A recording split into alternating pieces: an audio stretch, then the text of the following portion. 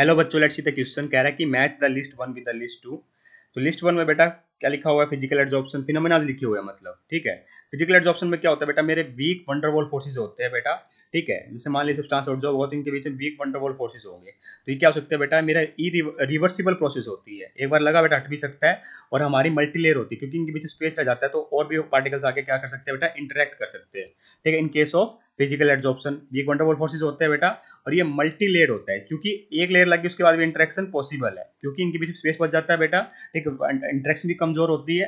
तो इस कारण से बेटा हमारी फिजिकल एडजॉर्प्शन क्या है, और रिवर्सिबल प्रोसेस भी होती है।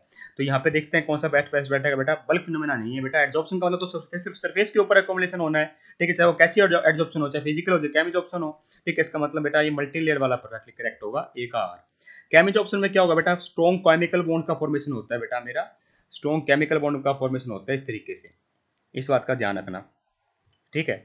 स्ट्रॉन्ग केमिकल बॉन्ड का फॉर्मेशन होगा तो बेटा यहाँ पे कोई स्पेस बचता नहीं है, तो एक लेयर बन पाती है और ये इरिवर्सिबल भी है। बन गई तो बेटा ये स्ट्रॉन्ग इंटरेक्शन कर लेगी, ठीक है। फिर अगला स्टांस एडजॉर्ब नहीं हो पाएगा। तो इसका मतलब क्या हुआ? ये मेरा यूनिलेयर बोलेंगे या फिर मोनोलेयर बोला जाता है। तो आर का क्या आ जाएगा बेटा? मेरा ऐसा आ जाएगा। और ये इरिवर्सिबल होता है बेटा, हाई एक्टिवेशन एनर्जी की रिक्वायरमेंट होती है, ठीक है। इस बातों का ध्यान रखना। और ये मोनोलेयर या फिर यूनिलेयर होता है। तो बी का ऐसा आएगा बेटा, ए का आर, बी का एस।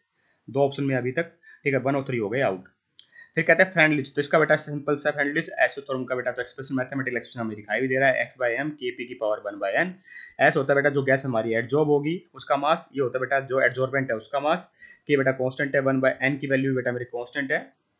पी क्या होता है बेटा? प्रेशर होता है। तो सी क्या आ जाएगा बेटा? मेरा यहाँ पे पी आ जाएगा, साफ साफ सी यहाँ लिखा हुआ है, यहाँ नहीं लिखा हुआ, तो इनकरेक्ट हो गया।